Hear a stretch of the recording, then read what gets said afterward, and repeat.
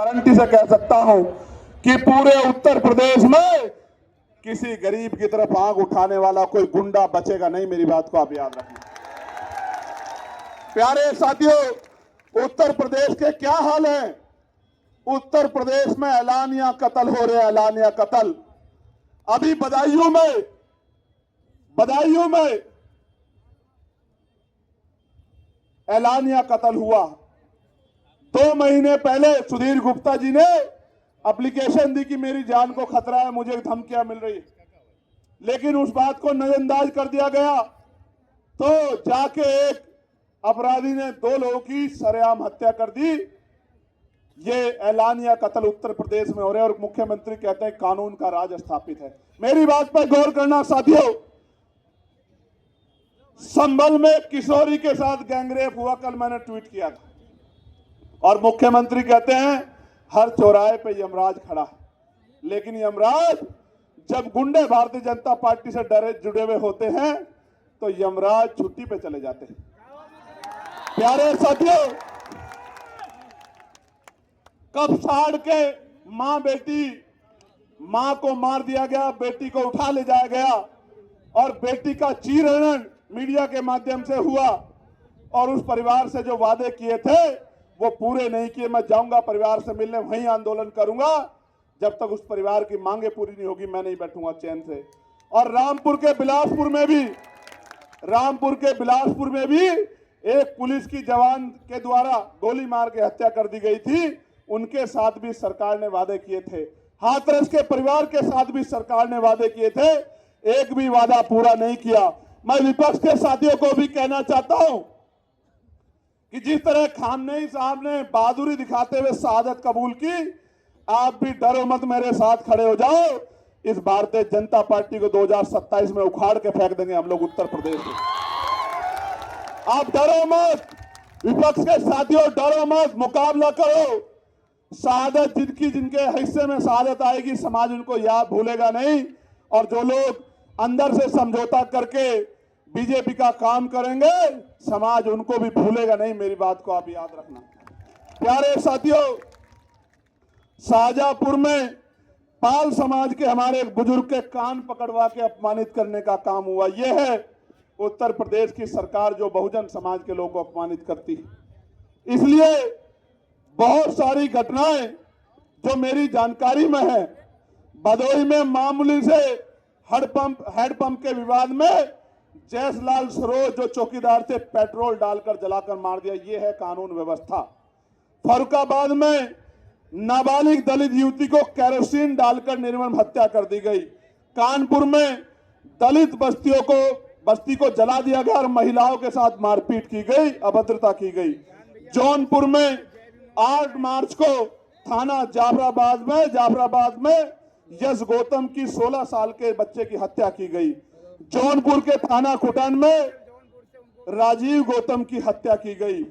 थाना लाइन बाजार में बस चालक ललई यादव की हत्या कर दी गई। थाना जाफराबाद में प्रेमचंद यादव की जो जन सेवा केंद्र चालक थे, उनकी निर्मम हत्या कर दी गई। प्यारे साथियों, लखनऊ में सूरज गौतम नाम के छोटे से एक युवक की, जिसने सिर्फ होली की बधाई दी थी, उसकी हत्या कर दी गई। मोहम्मद उन्ने नाम के नाबालिग छात्र की सर पे गोली मार के लखनऊ प्रदेश की राजधानी में हत्या कर दी गई। बालागंज में निषाद समाज की युवती की निर्मम हत्या दुष्कर्म का विरोध करने पे कर दी गई। बाराबंकी में मोहम्मदपुर थाना क्षेत्र से 100 मीटर की दूरी पे निषाद समाज की बच्ची की पेट्रोल डालकर जिंदा जलाकर हत्या का मामला सामने आया।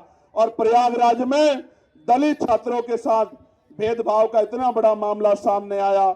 ये सारी बातें इस बात की गवाही देती हैं कि उत्तर प्रदेश में, और छोड़िए, जिस तरह का घटनाक्रम आपने यहां देखा कि रोज सरेआम गुंडागर्दी, घुसने नहीं देंगे, पैर तोड़ देंगे। मैं चमड़े की चप्पल पहन के आया,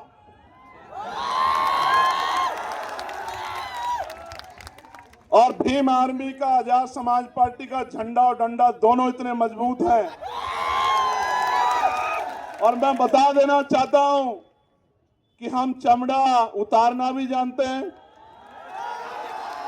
उसका जूता बनाना भी जानते हैं और समय आने पर सर पे पटक के मारना भी जानते हैं। इस बात को भूले ना कोई भी।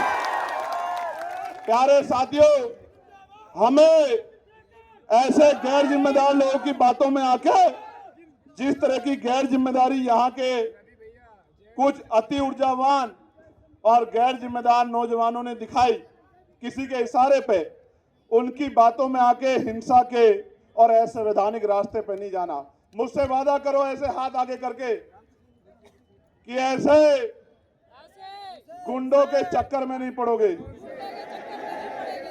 और अनुशासन में रह के संवैधानिक दृष्टिकोण से महापुरुषों के रास्ते पे चलने का काम करोगे।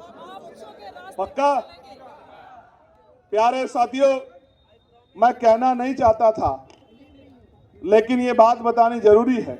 हालांकि मैं इन सब चीजों से डरता नहीं, लेकिन प्रशासन को भी पता हो कि अब जब हम आ रहे थे, एक पुल पे चढ़ के कुछ लोगों ने पत्थरों से, ईंट के टुकड़ों से हमारी गाड़ी पे उनको फेंकने का काम किया। उनको लगता है कि इन चीजों से हम लोग डर सकते हैं। ये हम पे हमला नहीं है, मेरा भरोसा करो। ये उत्तर प्रदेश की कानून व्यवस्था पे हमला, ये खाकी के इकबाल पे हमला, ये उत्तर प्रदेश के मुख्यमंत्री के साख पे, वो जो तुर्रम खा वाले भाषण देते हैं उनके भाषणों पे हमला है।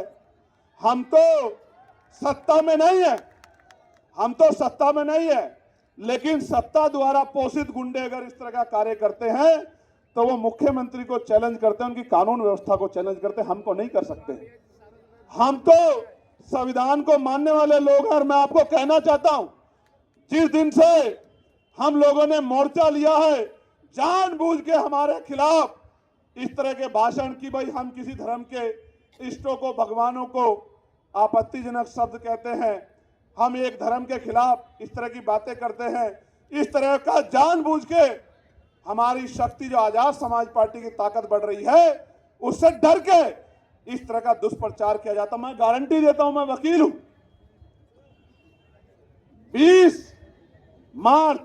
15 मार्च 2020 को हमने राजनीतिक दल की स्थापना गौतम बुद्ध नगर में की। एक स्टेटमेंट आप मेरा दिखा दो, मैं वकील हूं। मैं बाबा साहब अम्बेडकर को मानने वाला व्यक्ति हूं। मैं किसी धर्म पर टिप्पणी नहीं करता, मेरा काम नहीं है ये।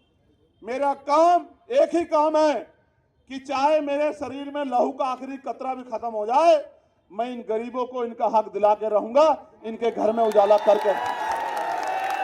इसलिए जानबूझ के वो इस तरह की बातें करते हैं। उसका कारण बताऊंगा मैं आखिरी में आपको कि उसका कारण क्या है, लेकिन मैं आपको कुछ कहना चाहता हूं। आप मेरी बात को सुनने के लिए तैयार हो?